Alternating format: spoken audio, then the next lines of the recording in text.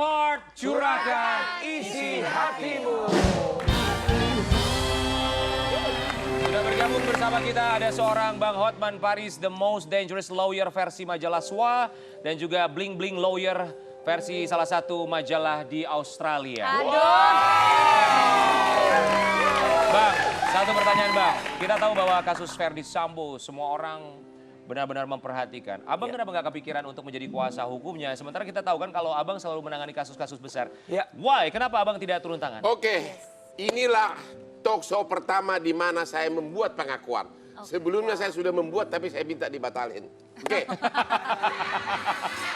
Di program Cuma di saya juga ya. doang ya, Bang. Karena sudah terlalu banyak media menulis, sekarang saya ngaku apa adanya. Siap Bang. Memang benar Hotman Paris diminta oleh Pak Sambo untuk menjadi pengacaranya. Juga diminta juga untuk pengacara dari Ibu PC. Baik. Oke, itu benar. Ya. Saya 3 hari nggak bisa tidur. Kenapa, Bang? 3 hari nggak bisa tidur untuk mengatakan yes or no. Karena dari segi kasus, this is a dream case bagi lawyer. Artinya? Ini adalah kasus di dunia manapun membuat lawyer jadi populer. Ya. Contoh kasus pembunuhan oleh O.J. Simpson di Amerika, itu the dream case yang dia bunuh istrinya, itu dia menangkan hanya gara-gara sarung tangannya yang dituduh sebagai alat pembunuh ternyata nggak cocok. Nggak bisa muat, berarti nggak mungkin dipakai itulah. Jadi sesudah saya 3 hari nggak bisa tidur, akhirnya saya putuskan ini.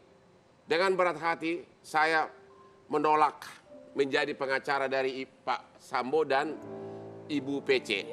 Ya, ada beberapa alasan. Yang pertama, mencegah terjadi konflik of interest.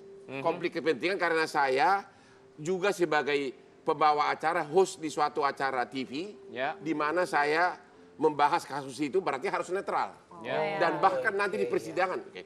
Tapi yang kedua adalah karena sejak kasus itu mulai ada, sudah jutaan orang meminta saya untuk menjadi pengacara dari keluarga Brigadir J, Brada Ella.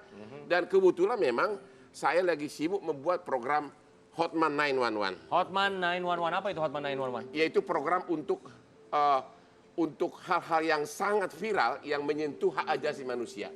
Tapi sebelum kita ke sana, kenapa saya waktu itu sempat tertarik untuk menerima tawaran jadi pengacara Sambo?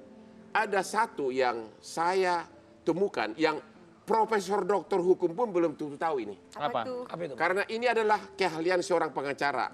Saya itu punya keahlian bisa melihat jarum kecil di dalam semak-semak jerami. Ya. Oke. Ya. Dengan pengalaman 36 tahun.